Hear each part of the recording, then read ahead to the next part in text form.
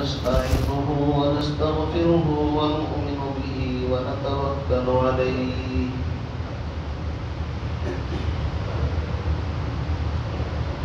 ونعوذ بالله من شرور أنفسنا ومن سيئات أعمالنا من يهده الله فلا مضل له ومن يضلله فلا هادي له ونشهد أن سيدنا ومرشدنا ومولانا محمدا عبده ورسوله أما بعد فأعوذ بالله من الشيطان الرجيم بسم الله الرحمن الرحيم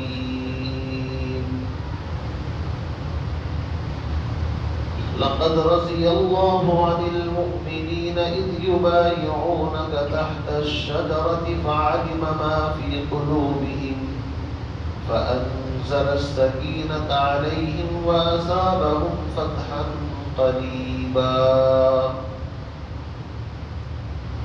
وقال الله تبارك وتعالى ولا تحسبن الذين قتلوا في سبيل الله أمواتا بل أحياء عند ربهم يرزقون صدق الله العظيم وقال النبي صلى الله تعالى عليه وسلم لا تسبوا أصحابي وقال عليه الصلاة والسلام الله الله في أصحابي لا تتخذوهم غرضا من بعدي فمن أحبهم فبحبي أحبهم ومن أبغضهم فببغضي أبغضهم أو كما قال النبي صلى الله تعالى عليه وسلم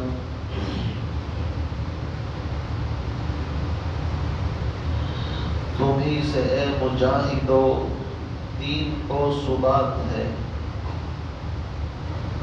تمہیں سے اے مجاہدو دین کو ثبات ہے شہید کی جو موت ہے وہ قوم کی حیات ہے حیات اگر حیات ہے ممات بھی حیات ہے شہید کا جو خون ہے وہ قوم کی زکات ہے شہادت ایک تخیل لازوال اور غیر فانی ہے شہادت خود ہی تفسیر حیات جاویدانی ہے مرے تو شہید مارے تو غازی ہے یہ وہ راہ ہے جس میں ہر طرح سے سرفرازی ہے شہیدوں کے لہو سے جو زمین سیراب ہوتی ہے بڑی سرسبز ہوتی ہے بڑی شاداب ہوتی ہے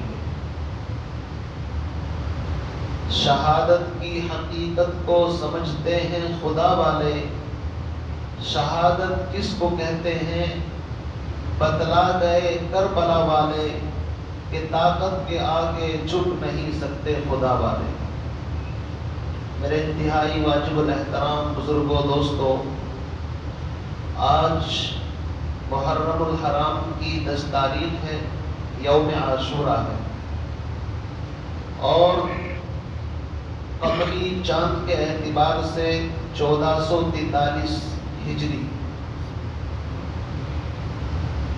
عجیب اتفاق ہے کہ کربلا کے میدان کے اندر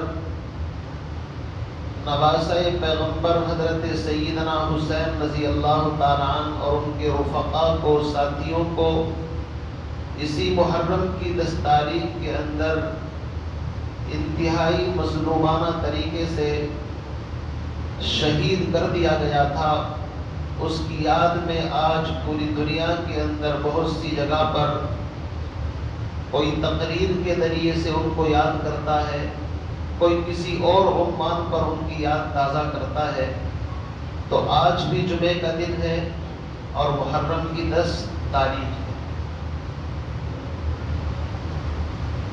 یہ کربلا کا واقعہ کیوں پیش آیا، اس کے کیا اسباب اور عوامل تھے،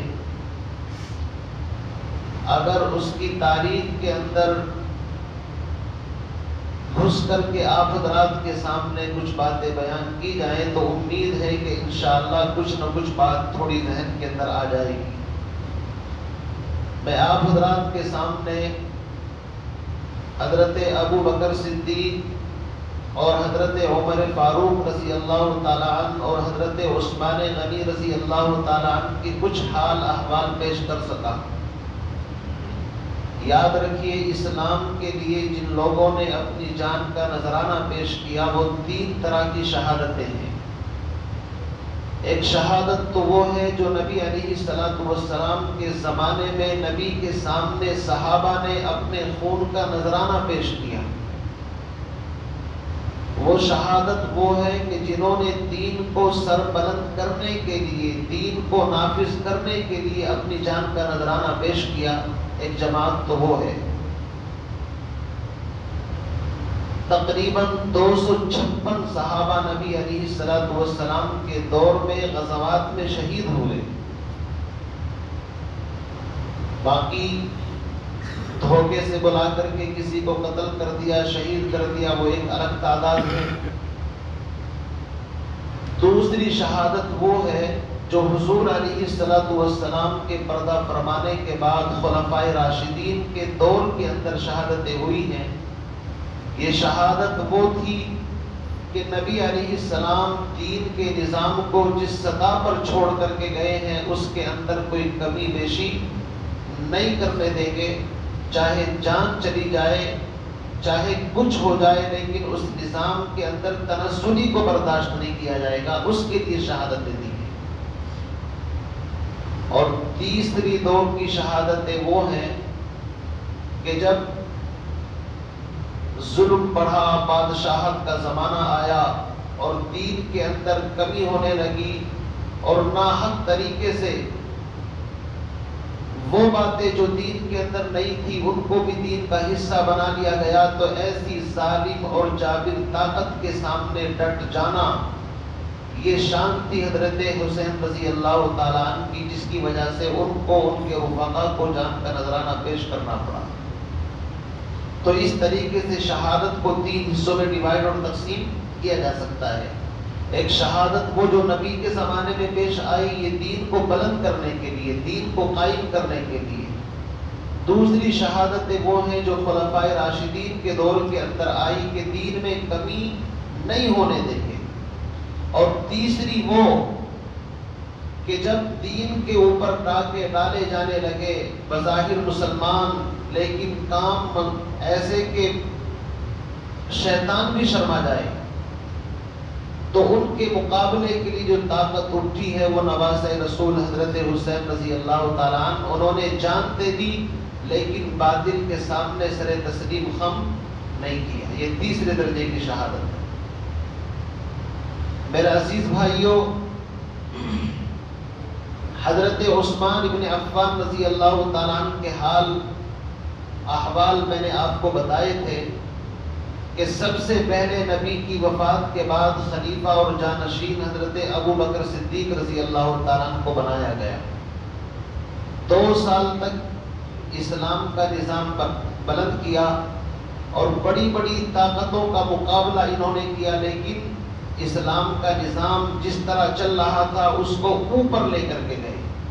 اور حضور اپنی وفات کے وقت 9 لاکھ مربع میل زمین پر اسلام کا پرچم بلند کر کے گئے، تو ابو بکر صدیق نے اس میں اور اضافہ کیا اور تقریباً 2 لاکھ مربع میل زمین کا اضافہ کر کے 2 سال 2 مہینے 10 دن تک اس نظام کو چلاتے رہے اور تقریباً 11 لاکھ مربع میل زمین پر اسلام کا پرچم بلند کیا اور آپ دنیا سے چلے گئے۔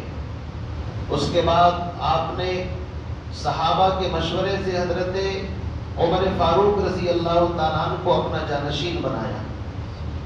حضرت عمر بن خطاب تقریباً 10 سال تک اس نظام کو آگے لے کر کے چلے، بڑی بڑی فتوحات ہوئی، رومن امپائر، اور اسی طریقے سے قیصر و کسریٰ کے پرخچے اڑ گئے، بیت المقدس کی چابیاں خود انہوں نے لا کر کے ان کے حوالے کر دی، اور حضرت عمر رضی اللہ تعالیٰ عنہ اب بڑھاپے کی طرف چل رہے ہیں، اللہ سے دعا بھی مانگ رہے ہیں، الہی اب تیرا عمر بوڑھا ہو گیا، اب میں چاہتا ہوں کہ مجھے تیرے راستے میں موت آئے شہادت کی، لیکن تیرے نبی کے شہر سے جدا ہونا نہیں چاہتا۔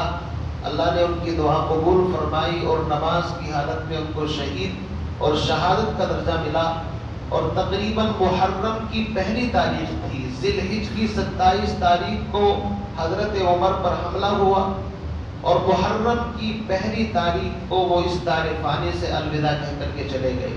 تو محرم کی پہلی تاریخ حضرت سیدنا عمر فاروق رضی اللہ تعالیٰ عنہ کا یوم شہادت ہے۔ حضرت عمر نے دنیا سے جانے سے پہلے 6 لوگوں کی کمیٹی بنائی، یہ وہ لوگ تھے جن کو عشرہ مبشرہ کہا جاتا ہے، حضرت عثمان، حضرت علی، حضرت عبد الرحمن ابن عوف، حضرت طلحہ، حضرت زبیر، حضرت سعید بن زید۔ اس طریقے سے باہمی مشورے سے حضرت عثمان غنی رضی اللہ تعالیٰ عنہ کو خلیفہ بنایا گیا، اور تقریباً 12 سال تک، 12 دن کم ہیں ان کے، 12 سال تک اسلام کا نظام آگے کی طرف بڑھایا، اور بڑی بڑی فتوحات ہوئی۔ حضرت عمر جب دنیا سے گئے تو 22 لاکھ مربع میل زمین پر اسلام کا پرچم اور علم اور جھنڈا بلند کیا، اور 12 سال کے اندر خشکی اور تری کے اندر حضرت عثمان جو حضور کے داماد ہیں، ذوالنورین ہیں، ذوالہجرتین ہیں اور ذوالبشارتین ہیں، انہوں نے تقریباً 43 لاکھ مربع میل زمین پر اسلام کا پرچم بلند کیا، یعنی 22 سے لے کر کے 43، 43۔ اب اسلام بہت دور دور تک پھیل گیا، اور حضرت عثمان رضی اللہ تعالیٰ نرم طبیعت کے تھے، ان کی طبیعت کے اندر نرمی بہت زیادہ تھی۔ اب جن لوگوں نے حضرت عمر رضی اللہ تعالیٰ کو شہید کیا تھا، وہ یہ سمجھ رہے تھے کہ عمر کو شہید کر دیں گے تو اسلام کا نظام درہم برہم ہو جائے گا، لیکن ان کو یہ پتہ نہیں تھا کہ ان کی تربیت جناب محمد رسول اللہ صلی اللہ علیہ وسلم نے کی ہے، یہ چٹان کی طرح مضبوط ہیں، اپنے ارادوں کے مضبوط ہیں۔ حضرت ابو بکر کے بعد، حضرت سیدنا عمر بن خطاب کے بعد حضرت عثمان نے نظام کو آگے بڑھایا، نیچے نہیں آنے دی، اور 22 مربع میل سے لے کر کے 43 تک اسلام کا پرچم بلند کیا۔ تو اب باطل سوچنے لگا کیا کیا جائے، کس طریقے سے اسلام کے نظام کو نیچے لایا جائے۔ تو ایک شخص تھا جس کا نام تھا عبداللہ ابن سبا، یہ یہودی تھا، منافق تھا، مدینے کے اندر آیا، اسلام کا لباس، اسلام کا چولا پہنا، اور ایک لمبی سی تصویری مسلمانوں کے درمیان میں بیٹھ کر کے بڑی بڑی باتیں کرتا تھا۔ لوگ اس کے جھانسے کے اندر آئے، اور اس نے ایک فتنہ، ایک پروپیگنڈا پھیلانا شروع کیا۔ جب یہ ماحول کو دیکھتا تو اس طرح کی باتیں کرتا کہ ہر نبی کا کوئی جانشین ہوتا ہے، اس کا کوئی وصی ہوتا ہے، اور پیغمبر کے وصی اور جانشین حضرت علی تھے، خلافت علی کا حق ہے، ان کو ملنی چاہیے۔ اس طرح اس نے ایک پلیٹ فارم، ایک محاذ تیار کیا، اور ایک ایسی جماعت تیار کر لی جو حضرت ابو بکر، حضرت عثمان، حضرت ابو بکر صدیق اور حضرت عمر ان کی دشمن، گویا کہ انہوں نے نعوذ باللہ خلافت زبردستی دی ہے۔ تو بہرحال اس طریقے سے ایک پلیٹ فارم مدینے کے اندر تیار کیا۔ اسی طریقے سے کتابوں میں لکھا ہے کہ حضرت عثمان ابن عفان رضی اللہ تعالیٰ عنہ، انہوں نے اپنے قریبی رشتہ داروں کو کچھ عہدے دیے، اس کی وجہ سے بھی لوگوں کے اندر غصہ تھا کہ یہ نااہل ہیں۔ بعض ایسے حالات پیش آئے کہ جن کی غلطیاں سامنے آئی لوگ وہاں سے خط لکھتے تھے مدینہ منورہ کے اندر حضرت عثمان کے پاس، لیکن حضرت عثمان رضی اللہ تعالیٰ عنہ کا جو سیکریٹری تھا وہ مروان ابن حکم تھا، اور یہ مروان بنو امیہ میں سے تھا، اور حضور علیہ السلام نے اس کو اور اس کے باپ کو مکے سے مدینے سے باہر کر رکھا تھا۔ یہ لوگ حضور کے وفات کے بعد ابو بکر کے پاس آئے، حضرت عمر کے پاس آئے کہ ہم اپنی غلطی سدھارنا چاہتے ہیں، ہم کو آنے دیا جائے، لیکن انہوں نے کہا جس کو نبی نے ملک بدل کر رکھا ہے ہم اس کو اپنے یہاں داخلہ نہیں دیں گے۔ لیکن جو قسمت میں لکھا ہوتا ہے وہ ہو کر کے رہتا ہے۔ حضرت عثمان رضی اللہ تعالیٰ نرم طبیعت کے تھے، ان کے پاس آ کر کے کہا، خاندانی بھی تھے، اور یاد رکھیے حضرت عثمان رضی اللہ تعالیٰ عنہ کو اپنے خاندان میں کسی کا پیار نصیب ہوا ہی نہیں، یہ اکیلے تھے جو مسلمان ہو گئے۔ ان کے خاندان کے سب لوگ فتح مکہ کے موقع پر مسلمان ہوئے ہیں، جب مکہ فتح ہو گئے تو کسی نے معافی مانگی، کسی نے سفارش کی، بعد کے لوگ ہیں۔ بہرحال حضرت عثمان رضی اللہ تعالیٰ عنہ کی نرمی سے ان لوگوں نے ناجائز فائدہ اٹھایا۔ شکایتیں آتی تھی لیکن مروان ان شکایتوں کو حضرت عثمان تک نہیں پہنچنے دیتا تھا، اپنے پاس سے جواب لکھ کر کے بھیج دیتا تھا۔ تو اس طرح کے حالات بنے کہ کچھ لوگ تو حقیقت میں حضرت عثمان غنی رضی اللہ تعالیٰ عنہ سے ناراض ہو گئے، چھوٹی سی جماعت، یار بات سنتے ہی نہیں، مانتے نہیں، اور اسی کا فائدہ اس عبداللہ ابن سبا جو تھا یہودی اس نے اٹھایا۔ انہوں نے ایک پروگرام بنایا، سب لوگ سب صحابہ حج کے اوپر چلے گئے، اور تقریباً مدینے کے اندر 15-20 صحابہ موجود۔ حضرت عثمان رضی اللہ تعالیٰ عنہ کی حج کرنے نہیں گئے، کمزوری تھی، بڑھاپا تھا، کسی اور وجہ سے بڑے بڑے صحابہ حج پر مکہ چلے گئے، اور یہ ساری کی ساری جماعت مدینہ منورہ کے اندر آ کر کے انہوں نے محاصرہ کر لیا، مسجد نبوی کے اندر داخل ہوئے، اور حضرت عثمان رضی اللہ تعالیٰ عنہ اگر جمعے کا خطبہ دیتے ہیں تو خطبہ نہیں دینے دیتے، نماز پڑھنے پر پابندی۔ قصہ مختصر یہ ہے، تقریباً 40 دن تک اس نبی کے داماد کو مدینے کی سرزمین کے اندر، ان کے مکان کے اندر نظر بند کر دیا گیا۔ صحابہ حج پر ہیں، حضرت علی، حضرت حسن حسین موجود ہیں، اور چند صحابہ ہیں، یہ اجازت مانگتے ہیں کہ یہ 1000-2000 لوگ ہیں، آپ اجازت دو ان کا کلا کما کر دیں۔ حضرت عثمان کہتے ہیں اللہ کے نبی نے مجھے کہا تھا کہ تمہیں لباس پہنایا جائے گا، اس سے مراد خلافت ہے، لوگ اس کو چھیننے کی کوشش کریں گے، تمہیں خود وہ لباس نہیں اتارنا ہے، اس لیے ان سے مطالبہ کرتے تھے تم خلافت سے دستبردار ہو جاؤ، یہ منع کرتے تھے۔ یہاں تک نوبت آئی کہ حضرت عثمان رضی اللہ تعالیٰ عنہ کا پانی بند کر دیا گیا، یہ چھت پر کھڑے ہوئے اور بلوائیوں کو سمجھایا، تمہیں یاد نہیں مدینے کے اندر یہودی کا ایک کنواں تھا، وہ پانی نہیں دیتا تھا، میں نے اپنے ذاتی سرمایے سے اس کنویں کو خرید کر کے مسلمانوں پر وقف کیا۔ کہنے لگے ہاں ہمیں پتا ہے، تو پھر آج تم مجھے پانی کیوں نہیں دیتے؟ کہ نہیں دیتے۔ تو حضرت عثمان نے ان کو سمجھانے کی بہت کوشش کی۔ قصہ مختصر یہ ہے، دروازے کے اوپر پہرے دار رہتے تھے، لیکن بلوائیوں نے پیچھے چھت کی طرف سے حملہ کیا، اور 18 ذی الحجہ جو محرم سے پہلا مہینہ چل رہا تھا، اس مہینے کے اندر جمعے کے دن ان کو بھی شہید کر دیا، اور اس انداز سے ان کو شہید کیا کہ قرآن پاک کی ایک آیت ہے فَسَيَكْفِيكَهُمُ اللَّهُ وَهُوَ السَّمِيعُ الْعَلِيمُ، اس کے اوپر ان کے خون کے قطرات پڑے۔ ان کی بیوی تھی نائلہ، وہ آگے بڑھی تو ان کی بھی انگلیوں کے پورے کٹ گئے۔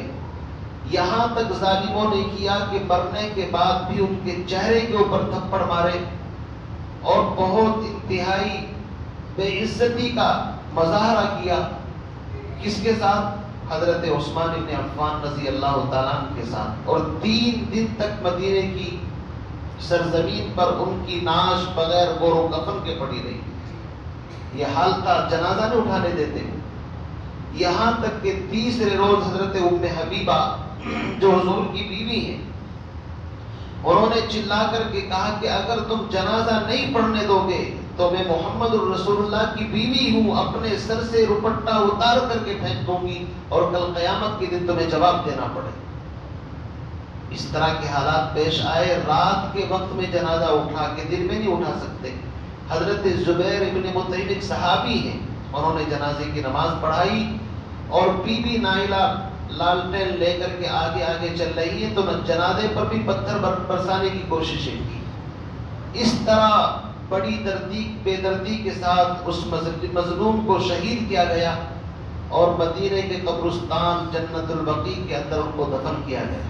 آپ اندازہ لگائیے، تو یہ وہ طاقتیں تھیں جنہوں نے اسلام کا نظام برباد کرنے کے لیے اپنی صلاحیتیں، اپنی کوششیں لگائیں۔ اب صورتحال یہ کہ خلیفہ کس کو بنائیں؟ حالات ایسے ہیں، کوئی بننے کے لیے تیار نہیں، چاروں طرف خون ہی خون۔ حضرت علی رضی اللہ تعالیٰ عنہ اس شورا میں سے تھے جس کو حضرت عمر چن کر کے گئے تھے، ان کا نام سامنے آیا، آپ خلیفہ بنیے۔ انہوں نے شروع میں منع بھی کیا، لیکن بلوائیوں نے کہا کہ نہیں، آپ ہی کو خلیفہ بننا ہے، ورنہ جو حشر ان کا کیا تمہارا بھی کریں گے۔ تو اس طریقے سے حضرت علی رضی اللہ تعالیٰ عنہ کو ایسے حالات کے اندر خلافت کی ذمہ داری سنبھالنی پڑی۔ اب جب یہ خلیفہ بنے تو مسلمانوں کے اندر دو جماعتیں ہو گئی، یہاں سے اختلاف شروع ہوا۔ ایک جماعت اما عائشہ، حضرت طلحہ، حضرت زبیر، یہ وہ حضرات ہیں، اور انہی میں حضرت امیر معاویہ جو ملک شام کے گورنر تھے، ان کا مطالبہ یہ تھا کہ آپ خلیفہ ہیں، مسلمانوں کے امیر ہیں، اور مدینے کی سرزمین پر ایک خلیفہ وقت کا خون بہایا گیا ہے، اور قرآن کہتا ہے وَلَكُمْ فِي الْقِصَاصِ حَيَاةٌ يَا أُولِي الْأَلْبَابِ، کہ اگر کسی کو قتل کیا جائے تو اس کے بدلے میں ان کو بھی قتل کیا جائے۔ تو ان کا مطالبہ یہ تھا کہ جنہوں نے حضرت عثمان کو شہید کیا ہے ان سے بدلہ لیا جائے۔ حضرت علی رضی اللہ تعالیٰ عنہ کے چاروں طرف وہی لوگ تھے جو بلوائی تھے۔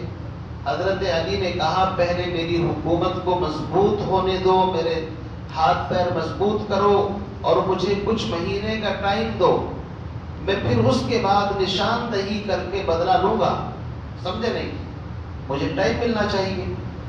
یہاں تک صورتحال یہ ہوئی کہ یہ لوگ سمجھنے لگے کہ اگر حضرت علی رضی اللہ تعالیٰ عنہ کو ہم نے اسی طریقے سے چھوڑ دیا اور ان کے پاس سے چلے گئے تو ہماری شامت آ جائے گی، اس لیے یہ وہیں پر رہتے تھے، اور سب سے پہلے بیعت کرنے والے یہی لوگ تھے۔ تو حضرت علی رضی اللہ تعالیٰ عنہ عجیب کشمکش کے اندر مبتلا ہے۔ آپ نے اعلان کیا کہ کس نے حضرت عثمان کو شہید کیا ہے؟ تقریباً 2000 لوگوں نے ہاتھ اٹھائے، ہم نے کیا ہے، ہم نے کیا ہے۔ یعنی ایسی سچویشن تھی کہ کس سے بدلا لیں۔ ادھر امیر معاویہ رضی اللہ تعالیٰ عنہ، حضرت اما عائشہ، حضرت طلحہ زبیر یہ کہتے تھے کہ بدلا لو ورنہ ہم لیں گے۔ اسی درمیان میں آپ نے سنا ہوگا اسلامی تاریخ کے اندر ایک جنگ جمل، جنگ صفین، یہ دو عظیم جنگیں ہوئی ہیں۔ جنگ جمل کے اندر تقریباً 8000 صحابہ شہید ہو گئے، غلط فہمی کا نتیجہ۔ جب اما عائشہ کو پتا چلا کہ ایسے ایسے امیر المؤمنین کو شہید کر دیا گیا تو کوفہ چلی گئی، بصرہ، اور وہاں جا کر کے انہوں نے ایک فوج بنائی جس میں حضرت طلحہ زبیر بھی تھے، بڑے صحابی ہیں۔ ادھر حضرت علی رضی اللہ تعالیٰ عنہ بھی آ گئے۔ کتابوں میں لکھا ہے کہ رات کا وقت تھا تو ایک مقام پر کتوں کے بھونکنے کی آواز آئی۔ اما عائشہ نے پوچھا یہ کون سی جگہ ہے؟ تو صحابہ نے بتایا کہ ایک جگہ ہے جس کو حوض کہتے ہیں۔ تو اما عائشہ کو ایک حدیث یاد آ گئی، اللہ کے نبی نے فرمایا تھا میری اس بیوی کا کیا حال ہوگا جس کے اوپر حوض کے کتے بھونکیں گے۔ تو یہ سمجھ گئی کہ مجھے یہیں سے واپس ہونا چاہیے، شاید وہ حدیث میرے بارے میں تھی۔ آپ اندازہ لگائیے ان کی امانت، ان کی دیانتداری کا، کہ جیسے ہی اللہ کے نبی کی حدیث ان کے سامنے آتی تھی، قرآن کی آیت سامنے آتی تھی، سرنڈر ہو جاتے تھے۔ یہاں تک کہ دونوں جماعتیں آمنے سامنے ہو گئی، دونوں کے اندر صلح کی پیشکش ہوئی۔ حضرت علی بھی چاہتے تھے میں اماں سے جنگ کروں، کیسے ہو سکتا ہے؟ حضرت عائشہ بھی چاہتی تھی کہ جنگ نہیں ہونی چاہیے۔ دونوں کے درمیان آپس میں مذاکرات ہوئے، لیکن یہ ٹولہ جو حضرت علی رضی اللہ تعالیٰ عنہ کے پاس آیا تھا، جنہوں نے حضرت عثمان کو شہید کیا تھا، یہ نہیں چاہتے تھے کہ مسلمانوں میں صلح ہو، اگر صلح ہوگی تو پھر تمہاری خیر نہیں۔ انہوں نے ایک پلان بنایا کہ کچھ لوگ رات کے وقت میں حضرت عائشہ کے خیمے پر حملہ کر دیں اور کچھ لوگ ادھر سے ادھر حملہ کر دیں، وہ سمجھیں گے انہوں نے کر دیا، وہ سمجھیں گے انہوں نے کر دیا، رات میں کس کو پتہ چلے گا۔ صورتحال یہ ہوئی کہ رات کے وقت میں انہی بلوائیوں نے حضرت اماں عائشہ کے قافلے پر اور ان کے خیموں پر حملہ کیا، اور ادھر سے یہ، اور اچانک رات ہی کے وقت میں جنگ شروع ہو گئی، تقریباً 8000 صحابی اس کے اندر شہید ہو گئے۔ پھر بعد میں حضرت علی رضی اللہ تعالیٰ عنہ انہوں نے محمد بن ابی بکر کو کہا کہ تم اپنی بہن جو ہماری ماں ہے ان کو عزت کے ساتھ مدینے لے کر کے جاؤ، اور عام اعلان کر دیا کہ مسلمانوں کے ساتھ جنگ ہوئی ہے، اس میں کوئی مال غنیمت نہیں لوٹا جائے گا۔ حضرت علی رضی اللہ تعالیٰ نے فرمایا ان کے شہید اور ہمارے شہید جنتی ہیں، یہ مس اسٹینڈنگ ہوئی ہے، غلطی ہوئی ہے۔ تو اس طریقے سے حضرت علی رضی اللہ تعالیٰ عنہ کا جو دور خلافت ہے تقریباً 6 سال 5.5 سال اسی طرح کے حالات ان کے سامنے رہے۔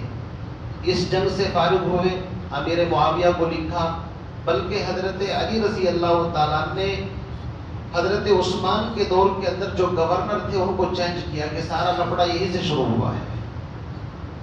تو جتنے گورنر تھے وہ سب کے سب ان کا استعفیٰ لے لیا گیا، الگ گورنر بنائے گئے، لیکن شام کے گورنر تھے حضرت امیر معاویہ رضی اللہ تعالیٰ عنہ، اور تقریباً کافی مدت سے حضرت عمر کے 12 سال تک یہ گورنر رہے، حضرت عثمان رضی اللہ تعالیٰ عنہ کے دور میں گورنر رہے، 20 سال سے وہاں پر یہ تنہا تھے۔ ان کو لیٹر لکھا کہ آپ کو بھی خلافت سے گورنری سے معزول کیا جاتا ہے۔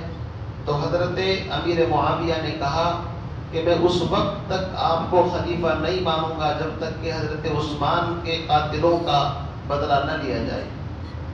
یہاں سے پھر بات آگے کی طرف بڑھی، حضرت امیر معاویہ اور حضرت علی کے درمیان ایک جنگ ہوئی جس کا نام جنگ صفین ہے، اور تقریباً 70,000 کے قریب مسلمان اس میں شہید ہوئے جنگ صفین کے اندر۔ میرے بھائیوں، یہ اسلام کا ایک ایسا حالات بن گئے تھے کہ سمجھ میں نہیں آتا، مسلمان خانہ جنگی کے اندر مبتلا ہو گئے، یا تو اسلام باہر کی طرف بڑھ رہا تھا، یا ان بلوائیوں نے عبداللہ ابن سبا اور اس کے چیلوں نے آپس میں ایسا ان کو الجھایا کہ سوچنے کا موقع ہی نہیں دیا۔ حضرت امیر معاویہ رضی اللہ تعالیٰ عنہ کو شکست ہونے والی تھی، تو ان کے جو مشیر تھے وہ حضرت عمرو بن العاص رضی اللہ تعالیٰ عنہ تھے۔ انہوں نے مشورہ دیا کہ ہم ہار جائیں گے، اپنی فوج کو حکم دو کہ قرآن کو نیزوں پر اٹھا لیں اور آواز لگائیں کہ دیکھو جنگ بند کر دو، اور ہمارے تو تمہارے درمیان فیصلہ اللہ کا قرآن کرے گا، ان الحکم الا للہ۔ جیسے ہی انہوں نے نیزوں پر قرآن اٹھایا، حضرت علی نے کہا یہ دھوکہ ہے، اس جنگ کو فنش کرو، معاملہ ختم کرو۔ کچھ لوگ کہنے لگے نہیں، جب قرآن سامنے آ گیا تو ہم اب ہتھیار نہیں اٹھائیں گے، یعنی حضرت علی کی جو فوج تھی اس کے اندر پھوٹ پڑ گئی۔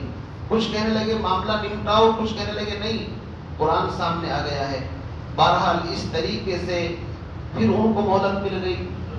اب انہوں نے کہا کہ دیکھو جنگ بند کرو اور آپس میں صلح کر لیتے ہیں، ایک حکم ادھر سے بنایا جائے، ایک حکم ادھر سے بنایا جائے۔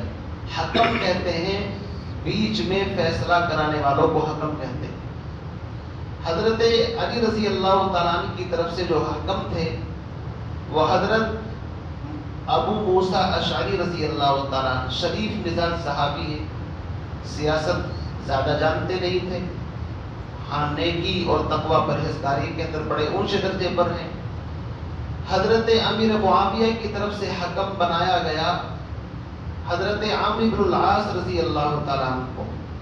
جب یہ دونوں آمنے سامنے آئے بات چیت کرنے کے لیے، تو حضرت علی رضی اللہ تعالیٰ عنہ کی جماعت میں سے ایک جماعت الگ ہو گئی جس کو خوارج کہتے ہیں۔ آپ نے نام سنا ہوگا خارجی، یہی وہ خارجی ہیں جنہوں نے حضرت علی کو شہید کیا پھر آگے چل کر کے۔ یہ بڑے نمازی، پرہیزگار، صوم و صلات کے پابند اور تقوی میں بڑے اعلیٰ اپنے آپ کو مانتے تھے۔ ان کا عقیدہ یہ بن گیا کہ قرآن حکم ہے، انسانوں کو حکم بننے کا اختیار نہیں ہے۔ اور یہ جو حضرت علی نے ابو موسیٰ اشعری کو اور حضرت امیر معاویہ نے حضرت عمرو بن العاص کو حکم بنایا ہے، گویا کہ یہ شریعت کے خلاف کام کیا ہے، اور جو بھی شریعت کے خلاف کام کرے وہ ایمان سے نکل جاتا ہے، مسلمان نہیں رہتا۔ اس طرح کا عقیدہ انہوں نے بنا لیا۔ تو تقریباً 4000 کے قریب ایک جماعت الگ ہو گئی، اور ایک مقام تھا حرورہ، وہاں پر یہ جمع ہوئے۔ حضرت علی کو ان کے ساتھ بھی جنگ کرنی پڑی۔ ان کو پہلے سمجھایا کہ بھائی کیا غلطی کرتے ہو، قرآن تو کہتا ہے کہ اگر جھگڑا ہو جائے تو بیچ میں حکم انسانوں کو بنایا جاتا ہے، قرآن خود نہیں بولتا، قرآن کو پڑھ کر کے دلائل دیے جاتے ہیں۔ ان میں سے 2000 کے قریب مان گئے، لیکن 2000 اپنے موقف پر ڈٹے رہے۔ انہی میں سے ایک 3 شخص تھے، عبد الرحمن ابن ملجم خارجی، ایک کا نام عمرو بن تمیمی، ایک کا نام اور تھا۔ انہوں نے مشورہ کیا کہ 3 شخصیتیں اس وقت ایسی ہیں ملک شام میں، حضرت امیر معاویہ، اسی طرح حضرت عمرو بن العاص اور حضرت علی، اگر ان تینوں کو راستے سے ہٹا دیا جائے تو معاملہ صحیح ہو جائے گا۔ چنانچہ حضرت علی رضی اللہ تعالیٰ عنہ کو کوفے کی جامع مسجد کے اندر فجر کی نماز کے اندر اسی عبد الرحمن ابن ملجم خارجی نے، جو بظاہر مسلمان تھا، اعلیٰ درجے کا قاری تھا، قرآن بڑا شاندار پڑھتا تھا، یاد رکھیے یہ سارے کے سارے جو خارجی لوگ تھے یہ حضرت علی کی جماعت میں سے تھے، اور ان کا عقیدہ یہ تھا امیر معاویہ بھی کافر ہو گئے، عمرو بن العاص بھی کافر، نعوذ باللہ، اور حضرت علی بھی کافر۔ تو انہوں نے اس وجہ سے حضرت علی رضی اللہ تعالیٰ عنہ کو شہید کیا، اور پھر ان کے بعد تقریباً 6 مہینے تک حضرت حسن ان کے بیٹے خلیفہ رہے۔ ملک شام کے اندر امیر معاویہ پر حملہ کیا، لیکن وار اوچھا پڑا، وہ بچ گئے۔ حضرت عمرو بن العاص فجر کی نماز میں کسی وجہ سے آئے نہیں، ان کی جگہ دوسرے آدمی آئے تو ان کو شہید کر دیا گیا۔ تو اس طریقے سے حضرت علی رضی اللہ تعالیٰ عنہ کے تقریباً 5.5 سال تک یہ اس طریقے سے خانہ جنگی چلتی رہی، اور اسلام کا جو نظام 43 لاکھ مربع میل زمین پر تھا وہ تھوڑا سا بلکہ نیچے کی طرف ہٹا، باہر کی جو طاقتیں تھیں انہوں نے دبانا شروع کر دی۔ حضرت حسن خلیفہ بنے تو انہوں نے سوچا کہ اگر مسلمان اسی طرح آپس میں لڑتے رہیں گے، جھگڑتے رہیں گے تو اسلام کی ترقی اور فتوحات رک جائیں گی، اس لیے انہوں نے صلح کی، اور حضرت امیر معاویہ کے ہاتھ پر بیعت کی کہ بھائی تم خلیفہ بنو، تم مسلمانوں کا نظام سنبھالو، اور تم بدلہ لو قاتلان عثمان سے، اور ہم اس خلافت کو چھوڑتے ہیں، دستبردار ہوتے ہیں۔ تو یہ جو بغوائی تھے ان کو یہ بھی ہضم نہ ہوا، انہوں نے حضرت حسن کو طعنے دیے، اے مسلمانوں کے کو ذلیل کرنے والے، یا عار المسلمین، یا مذل المسلمین، اس طرح کے طعنے دیے، چونکہ یہ نہیں چاہتے تھے کہ مسلمانوں میں آپس میں صلح ہو، یہ چاہتے تھے کہ اسلام کے اندر جتنی آپس میں خوریزی ہو اتنا فائدہ ہے۔ بہرحال حضرت امیر معاویہ رضی اللہ تعالیٰ عنہ تقریباً سن 40 ہجری کے اندر خلیفہ بنے، بلکہ یوں کہہ لیجیے خلافت تو ختم ہو گئی، ملوکیت یہاں سے بادشاہت شروع ہوئی، چونکہ خلیفہ اس کو کہتے ہیں جو مسلمانوں کے آپسی مشورے سے چن کر کے طے کیا جائے، اور جو طاقت کے بلبوتے پر یا بزور حاکم بنے تو بادشاہ تو ہو سکتا ہے لیکن خلیفہ نہیں ہوتا۔ اور تقریباً سن 40 سے لے کر سن 60 ہجری تک تنے تنہا 20 سال تک انہوں نے بادشاہت کو آگے بڑھایا، اور ان کے دور کے اندر بڑی فتوحات ہوئی، تقریباً 64,65,000 مربع زمین پر اسلام کا پرچم بلند کیا۔ کس نے؟ حضرت امیر معاویہ رضی اللہ تعالیٰ عنہ۔ لیکن صورتحال یہ ہوئی کہ حضرت امیر معاویہ رضی اللہ تعالیٰ عنہ نے اپنی وفات سے پہلے اپنے بیٹے یزید کو اپنا ولی عہد بنا دیا، اب ولی عہد کیوں بنایا؟ انشاءاللہ آئندہ جمعے کے اندر میں یہاں سے اس واقعے کو آگے کی طرف پڑھاؤں گا. پیچھے اس لیے بیان کیا تاکہ بات سمجھ میں آئے. امیر معاویہ کے بیٹے تھے یزید، جن کے دور کے اندر شہادت حسین رضی اللہ تعالیٰ عنہ کا یہ واقعہ پیش آیا. بہرحال اس طرح سے اسلامی نظام آگے کی طرف بڑھا، اور پھر کس طرح اچانک اس کے اندر تنزلی آئی. انشاءاللہ زندگی باقی تو بات باقی. آئندہ ہفتے اس کو انشاءاللہ آگے لے کر کے جائیں گے. اللہ تعالیٰ سے دعا فرمائے ہم تمام کو ایمان اعمال صالحہ کے ساتھ زندگی گزارنے کی توفیق عطا فرمائے. وآخر دعوانا